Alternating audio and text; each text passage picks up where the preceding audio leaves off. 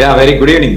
Very good evening అండి. ఏం జరుగుతున్నది, ఏంటి అప్డేట్? ఎవరో ముగ్గురు వెలుగులోకి వచ్చారట, వాళ్ళని ట్రేస్ చేస్తున్నారట, ఎక్కడ ఉన్నారన్నది? వెరీ గుడ్ ఈవినింగ్ వర్మ గారు, మీకు ప్యానల్ లో ఉన్నటువంటి సోదరుడికి అలాగే వీక్షకులకు కూడా. ఎవరైనా ముగ్గురు వచ్చింది, ఒక హెడ్ కానిస్టేబుల్, ఎవరో ఈయన స్నేహితుడు సురేష్ అట, ఇంకొక కానిస్టేబుల్ అట.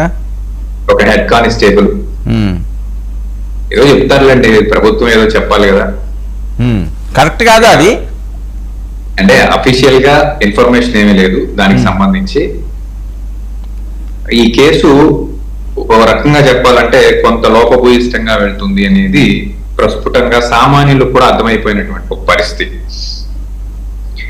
నిజంగా చెప్పాలంటే ముఖ్యమంత్రి గారు హామీ ఇచ్చారు, ఖచ్చితంగా న్యాయం జరుగుతుంది అని ఆ కుటుంబం చాలా ఆశగా ఎదురు చూసింది.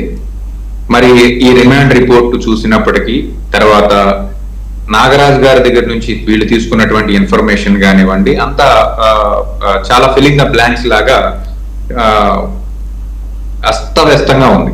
నిజం చెప్పాలంటే వాస్తవంగా ఇలా మాట్లాడకూడదు, కానీ ఈ సిట్ రిపోర్టు ఎప్పుడు వస్తుంది ఏంటి అనేది చూడాలి. అవన్నీ చూసిన తర్వాత కానీ ఏమి చెప్పలేనిటువంటి ఒక పరిస్థితి. అప్పటి వరకు కూడా ఏంటంటే ఈ కేసు మరుగున పడిపోయేటువంటి ఒక దారి కనపడుతుంది. ఎందుకంటే నేను అనేక డిబేట్లో చెప్పాను, ఇండియా మొత్తం మీద ఒక లాకప్ డెత్ కేసులో ఒక్కడి మీద ఎఫ్ఐఆర్ కట్టిన చరిత్ర లేదు. వర్మ గారు వినపడుతుందా? మళ్ళీ ఇండియా మొత్తం మీద ఇది ఒక విచిత్రమైనటువంటి ఎఫ్ఐఆర్. ఒక్కడి మీద ఎక్కడ ఏ కేసులో లేదే. ఒక్కడే కూర్చుని ఒక సిఐ స్టేషన్ హౌస్ ఆఫీసర్ కూర్చుని లాకప్ డెత్ చేశాడని ఏదైనా ఒక కేసుని మీరు చూపించండి. మరి దానికి ప్రత్యేకంగా సిట్ దర్యాప్తు ఎందుకో పక్క దూరంలో వెళ్తుందా అనేది అర్థమవుతుంది.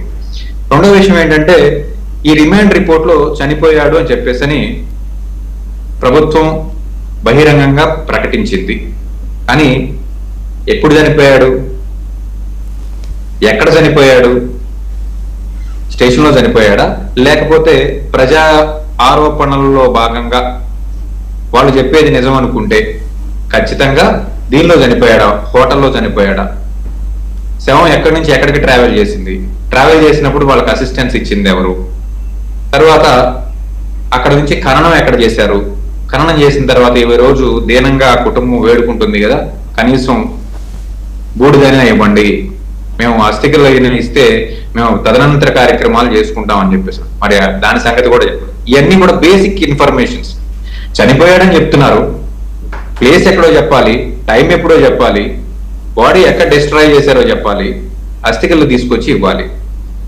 ఇకపోతే మెడికల్ ఎవిడెన్స్ ఎలాగో ఖననం చేస్తారు కాబట్టి మెడికల్ ఎవిడెన్స్ లేదు, కేసు ప్రూవ్ అయ్యే అవకాశం లేదు, బాడీ దొరకకపోతే కేసు ప్రూవ్ అయ్యే అవకాశం లేదు.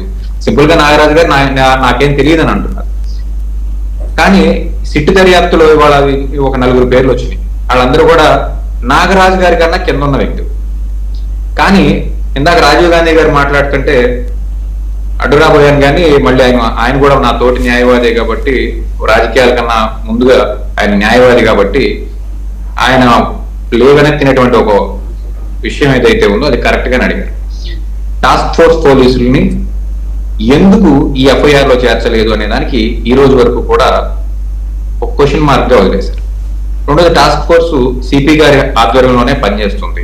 మరి సిపి గారి నాలెడ్జ్ లో లేకుండా ఒక నిందితుడిని అవుట్ ఆఫ్ జ్యూరిస్డిక్షన్ నుంచి తీసుకొచ్చేటువంటి పరిస్థితి లేదు. అవుట్ ఆఫ్ జ్యూరిస్డిక్షన్ నుంచి తీసుకొచ్చినటువంటి ఒక నిందితుడిని 24 గంటల్లో ఖచ్చితంగా మ్యాజిస్ట్రేట్ ముందు ప్రవేశపెట్టాల్సినటువంటి ఒక పరిస్థితి ఉంది. అలా ప్రవేశపెట్టకపోతే ఖచ్చితంగా సిపి గారికి నోటీస్ లో ఉంటుంది ఎందుకు ప్రవేశపెట్టలేదు. సో దీనికి ఆన్సర్ సిపి గారే చెప్పాలి. కృష్ణలంక పోలీస్ స్టేషన్ నుంచి ఇప్పుడు కథనం, దర్శకత్వం, స్క్రీన్ ప్లే అన్ని కూడా కమిషనరేట్ కి మార్చబడ్డాయి. సో ఇప్పుడు కమిషనరేట్ లో ఏం జరుగుతుంది? ఒక రకంగా చెప్పాలంటే బహిరంగంగా చెప్తున్నారు సీసీ ఫుటేజ్ లేదని. సీసీ ఫుటేజ్ ఏమో కృష్ణలంక పోలీస్ స్టేషన్ ఒక్క చోటే రికార్డ్ అయ్యేటువంటి పరిస్థితి కాదు. దాన్ని కరెక్ట్ చేయాలంటే 2-3 చోట్ల నుంచి కరెక్ట్ చేయాల్సినటువంటి పరిస్థితి. నాకు బాగా గుర్తు, ఇజ్రాయెల్ నుంచి టెక్నాలజీ తీసుకొచ్చినటువంటి వ్యక్తి చంద్రబాబు నాయుడు గారు. ఇప్పుడు మన ఫోన్ ఇస్తే మనం ఎన్ని డిలీట్లు చేసినా, ఎంత సెర్చ్ హిస్టరీ క్లియర్ చేసినా, ఫోన్ పుట్టిన దగ్గర నుంచి డేటా తీయగల సమర్థమైనటువంటి ఎక్విప్మెంట్ విజయవాడ కమిషనరేట్ పరిధిలో ఏబి వెంకటేశ్వరరావు గారి ఆధ్వర్యంలో తీసుకురాబడిందని చెప్పేసి ఆ రోజు పత్రికలన్నీ కూడా కోడే కూర్చున్నాయి. నేనైతే చూడలేదు, కానీ మరి అంత ఎక్విప్మెంట్ ఉన్నటువంటి ఒక వ్యవస్థ, పోలీస్ వ్యవస్థ, సాక్షాత్తు రాజధాని నగరం విజయవాడ అంటే, ఇటువంటి నగరంలో ఇటువంటి కార్యక్రమం జరిగినప్పుడు ఆఫ్టర్ ఆల్ సీసీ ఫుటేజ్ బయటకు తీసుకురాలేనటువంటి ప్రభుత్వంలో మనం ఉన్నామా? కోర్టు గైడ్ లైన్స్ ప్రకారం ఖచ్చితంగా ఏ స్టేషన్ లో ఏం జరుగుతుందో కమిషనరేట్ లో మానిటరింగ్ అనేది జరుగుతుంది. దీనికి సంబంధించి ఒక సపరేట్ వ్యవస్థే ఉంది. సో ఈ వ్యవస్థలో ఎంతమంది ఈ హత్యా నేరంలో భాగం? ప్రభుత్వం, కూటమి ప్రభుత్వంలో ఉన్నటువంటి నాయకులు ఇప్పటి వరకు ఏం చెప్పారంటే, సుమారుగా ఒక 15 రోజుల పాటు ఆ తల్లి ఆవేదన బయటకు వచ్చిన దగ్గర నుంచి సిట్టు నాగరాజు గారి అరెస్ట్ అయ్యే వరకు, ఈవెన్ అరెస్ట్ అయిన తర్వాత కూడా రిమాండ్ రిపోర్ట్ లో పెట్టే వరకు కూడా అసలు ముందు మీరు ఎందుకు చనిపోయాడని చెప్పేసి అంటున్నారు? 29ని తీసుకొస్తాం కదా, లేకపోతే 29ని అతనే నడుచుకుంటా వచ్చేస్తాడు కదా, చనిపోయారని చెప్పడానికి మీరెవరు? మీరు చూసారా? లేకపోతే చేసినప్పుడు మీరు పక్కన ఉన్నారా అని చెప్పి చాలా వితండవాదాలు చేశారు నాతో. అయితే నేను మొదటి నుంచి చెప్తున్నది ఏంటంటే, ఆ తల్లికి ఇదే సదరు సిఐ గారు, నీ కొడుకు ఇక చనిపోయాడనుకో, ఇంటికి వెళ్ళి దండేసుకో అని చెప్పేసినటువంటి వ్యాఖ్యలు ఆ తల్లి చెప్పింది కదా. ఆ వ్యాఖ్యల్ని బేస్ చేసుకుని, ఆ తదనంతరం జరిగే కార్యక్రమాలన్నింటినీ బేస్ చేసుకుని ఈ రోజు విజయవాడ నగరంలో ప్రతి ఒక్కరికి కూడా ఏం జరిగింది అనేది ప్రస్ఫుటంగా అర్థమైపోయింది. విజయవాడ నగరంలో గతంలో కూడా ఎన్కౌంటర్లు జరిగినటువంటి మనం అందరం చూసాం. కానీ ఈ రకమైనటువంటి హీనియస్ క్రైమ్స్ పోలీసులు ఎప్పుడు ఇన్వాల్వ్ అవ్వలేదు. జ్యుడిషియల్ కస్టడీకి ఇచ్చే అవకాశం ఉందా, తీసుకునే అవకాశం ఉందా వాళ్ళ తల్లి డిమాండ్ మేరకు? కోర్టు ఎవరిని sir? Court judicial custody, police custody sorry sir, police కస్టడీలో తీసుకుంటే ఏమవుతుందండి? జ్యుడిషియల్ కూడా డిమాండ్ చేస్తున్నారు కదా. ఓకే ఓకే, ఒక్క నిమిషం. డెఫినెట్ గా ప్రతిపక్షాలు కోరినట్లు, ప్రజా సంఘాలు కోరినట్లు, అడ్వకేట్స్ మిత్రులు కోరినట్లు ఈ కేసుని రాష్ట్ర పోలీసు విజయ్ ఇస్తాను నేను. ఒక్క నిమిషం. వర్మ గారు నేను విత్తనవాదం చేయడానికి కూర్చోలా. ఒకటి గమనించాలి, పోలీసు వ్యవస్థలో భాగమైనటువంటి నిందితుల మీద పోలీసులే విచారణ చేస్తే నేను అనేది కాదు అండి, జ్యుడిషియల్ కాదు, ఆ తల్లి జ్యుడిషియల్ విచారణ కావాలని డిమాండ్ చేస్తున్నారు. అది ఇచ్చే అవకాశం ఉందా కోర్టు? ఖచ్చితంగా ఉంటుందండి, ఖచ్చితంగా ఉంటుంది. రెండోది ఏంటంటే, సిబిఐ దర్యాప్తు జరిగినప్పుడే ఇలాంటి కేసులన్నింటిలో కూడా వాస్తవాలు నిగుదేల్ని ఈ దేశంలో, ఈ రాష్ట్రం సంగతి నేను మాట్లాడట్లేదు, అనేక పోలీస్ కేసులు పోలీసులు డైరెక్ట్ గా ఇన్వాల్వ్ అయినటువంటి ఇలాంటి హీనియస్ క్రైమ్స్ ఏవైతే ఉన్నాయో వీటన్నిటి నిజాలు నిగ్గు తేల్చాలంటే సిబిఐ మాత్రమే రంగంలోకి దిగి ఉరిశిక్షలు వేయించిన మాట వాస్తవం. మన కళ్ళ ముందు కనిపిస్తున్న అనేక కేసులు ఉన్నాయి. వాటన్నిటిలో కూడా సిబిఐ చాకచక్యంగా ఏం జరిగిందనేది ప్రజలకు తెలపాలి. ప్రభుత్వం తన యొక్క బాధ్యతని సిబిఐకి బదలాయించి తన యొక్క పారదర్శకతని నిరూపించుకుంటుందా, నిరూపించుకోదా అనేది మనం వేచి చూడాలి. ఎందుకంటే ఇక్కడ అనేక లొసుగులతో రిమాండ్ రిపోర్ట్ ఉంది. రేపొద్దున ఛార్జ్ షీట్ వచ్చేపాటికి మెయిన్ వెపన్ దొరకదు, బాడీ దొరకదు, మెడికల్ ఎవిడెన్స్ లేదు, లాకప్ డెత్ అయినప్పుడు వీడియో ఫుటేజ్ తో కూడినటువంటి శవ పరీక్ష చేయాలి. ఇక్కడ ఈ కార్యక్రమాలన్నీ కూడా ట్యాంపర్ చేయబడి, ఇలా ట్యాంపర్ చేసినటువంటి ఎవిడెన్స్ లో సుప్రీంకోర్టు గైడ్ లైన్స్ ప్రకారం ఉరిశిక్ష వేయాలి. దీనిలో ఉన్నటువంటి ఆ సమయంలో చనిపోయిన సమయం ఇది అని చెప్పినటువంటి ఒక సమయం ఏదో చెబితే ఆ సమయంలో డ్యూటీలో ఉన్న పోలీసులందరినీ కూడా సస్పెన్షన్ లో పెట్టాలి, వాళ్ళందరి మీద కూడా పోలీస్ కేసు పెట్టాలి. ఇలా జరిగినప్పుడు మాత్రమే పారదర్శకమైనటువంటి ఎంక్వైరీ జరిగిందని చెప్పేసి అనుకుంటాం.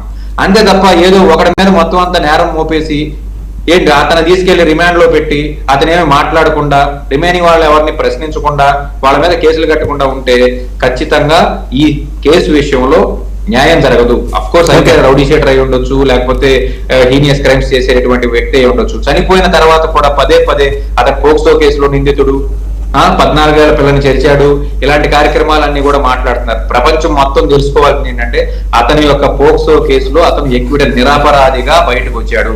ఒక వ్యక్తి నిరపరాధిగా బయటకు వచ్చిన తర్వాత మళ్ళీ ఆ కేసుని మనం ప్రస్ఫుటంగా మాట్లాడుతూ అతని యొక్క వ్యక్తిత్వాన్ని కించపరిచే విధంగా చేయాల్సిన పని లేదు. ఇంకా చాలా కేసులు ఉన్నాయి అతని మీద, గంజాయి కేసులు ఉన్నాయి, దొమ్మి కేసులు ఉన్నాయి, దౌర్జన్యం కేసులు ఉన్నాయి, వాటి గురించి మాట్లాడండి. ఏదైతే లైవ్ లో ఉన్న వాటిని మాట్లాడండి. చనిపోయిన వ్యక్తి మీద అబద్ధపు ప్రచారం చేయాల్సినంత చేసి మూట కట్టుకోవాల్సినటువంటి అవసరం అయితే ఖచ్చితంగా లేదని చెప్పేసి చెప్తున్నాను. విజయ్ సార్, నేను ఒక 2-3 టెక్నికల్ పాయింట్స్ చెప్తాను సార్. సార్, ఎఫ్ఐఆర్ లో సిఐ నాగరాజు అండ్ అదర్స్ లేరని మాట్లాడారు సార్. ఎఫ్ఐఆర్ అనేది కంప్లైంట్ ఇచ్చిన ఏదైతే వాళ్ళ భావన ఏదైతే ఉంటుందో, వాళ్ళు ఏదైతే చెప్తారో దానికి అఫిషియల్ డాక్యుమెంట్ మాత్రమే. అంటే కంప్లైంట్ ఏ రకంగా అయితే కంప్లైంట్ ఇస్తారో ఆ రకంగానే ఎఫ్ఐఆర్ రాసుకుంటారు. దాంట్లో క్లియర్ కట్ గా విజయలక్ష్మి అనే వ్యక్తి ఏం చెప్పారు? వాయిస్ మ్యూట్ లో ఉంది. రాజీవ్ వాయిస్ మ్యూట్ లో ఉంది. నన్ను మాట్లాడివ్వండి. మిమ్మల్ని ఏం అడ్డుకోలేదు, మీరు మాట్లాడండి. చిన్న సబ్మిషన్ విత్ డ్యూ రెస్పెక్ట్ మిత్రమా, చిన్న ఒక్క సబ్మిషన్ మిత్రమా, విత్ డ్యూ రెస్పెక్ట్. ఎఫ్ఐఆర్ వేరు, రిమాండ్ రిపోర్ట్ వేరు. నేను రిమాండ్ రిపోర్ట్ గురించి మాట్లాడాను. కాదు రాజీవ్ గారు టెక్నికల్ ఆస్పెక్ట్ ఏంటంటే ఎఫ్ఐఆర్ వేరు, కంప్లైంట్ వేరు. మీరు చెప్పాల్సింది రిమాండ్ రిపోర్ట్ గురించి కాదు రాజీవ్ గారు. ఎఫ్ఐఆర్ వేరు, కంప్లైంట్ వేరు. కంప్లైంట్ లో ఒకటి పేరే ఇస్తారు. ఫస్ట్ ఇన్ఫర్మేషన్ రిపోర్ట్ తీసుకున్నటువంటి అధికారి ఖచ్చితంగా దాంట్లో ఉన్నటువంటి వాళ్ళందరినీ కట్టాలి. కంప్లైంట్ ఇచ్చేవాడికి తెలియదు ఎవడు నేరం చేశాడో. కంప్లైంట్ ఇచ్చేవాడికి తెలియదు ఎవడు నేరం చేశాడో. ఎఫ్ఐఆర్ లో ఫస్ట్ ఇన్ఫర్మేషన్ రిపోర్ట్ అంటారు. తీసుకొచ్చి ఎఫ్ఐఆర్ ప్రజల్ని పిచ్చోళ్ళని చేయొద్దు. నేను అదే అంటున్నా. ఎఫ్ఐఆర్ ఇప్పుడు ఆయన రాజీవ్ గాంధీ గారు ఒక మాట అన్నారు, అండ్ అదర్స్ ఎక్కడ కనపట్లేదని. ఎఫ్ఐఆర్ అనేది ఏదైతే కంప్లైంట్ ఇచ్చారో దాని మీద కట్టారు. ఆమె క్లియర్ గా ఏం చెప్పింది? సిఏ నాగరాజు నా కొడుకు చంపేశారని చెప్పింది. దాని ప్రకారం ఎఫ్ఐఆర్ కట్టారు. సార్, ఎప్పుడు అండ్ అదర్స్ చేరుస్తారు సార్? ఏదైనా ఒక క్లూ వచ్చి కొన్ని ఆధారాలు దొరికినప్పుడు సిట్కి ఆ తర్వాత సార్ దేశంలో ప్రథమంగా కూటమి ప్రభుత్వంలో చరిత్ర సృష్టించబడింది ఒక్కడి మీదే లాకప్ డెత్ కేసు ఎఫ్ఐఆర్ కట్టి. ఎక్కడ ఈ దేశంలో ఎక్కడా లేదు. అసలు నేనంటున్నా, కూటమి ప్రభుత్వం ఎఫ్ఐఆర్ కట్టింది, అతను జైలు పంపింది. మీరు ఎప్పుడైనా లాకప్ డెత్ విషయంలో ఎప్పుడైనా ఏ గవర్నమెంట్ అయినా ఈ మాదిరిగా కేసు కట్టి హత్యానేరం కింద లాకప్ డెత్ మీద జైలు పంపిన కేసు ఎప్పుడైనా చూసారా ఆంధ్రప్రదేశ్ లో? సింగళూరు వెంకటేష్ గారు, మీకున్న ఈ ఎక్స్పీరియన్స్ లో న్యాయవాదిగా ఏ రోజైనా ఒక ప్రభుత్వం ఇంత స్పష్టంగా చర్యలు తీసుకున్న ప్రభుత్వాన్ని ఎప్పుడైనా చూసారా అని అడుగుతున్నా నేను. మీరు తెలియకపోతే తెలియదని చెప్పండి. గతంలో వినరు సార్. ఇంత చేస్తూ ఉంటే కూడా సార్ మీరు ఒక స్క్రిప్ట్ ఎత్తుకొస్తారు. కాదు మీరు వినండి. మీకు సబ్జెక్ట్ తెలియదు కాబట్టి చెప్తున్నారు. గతంలో తెలుగుదేశం ప్రభుత్వంలో విజయవాడలో జరిగినటువంటి లాకప్ డెత్ విషయంలో ఇంతకన్నా చాలా స్పీడీగా ఎఫ్ఐఆర్ కట్టినటువంటి చరిత్ర ఇదే తెలుగుదేశం పార్టీకి ఉంది.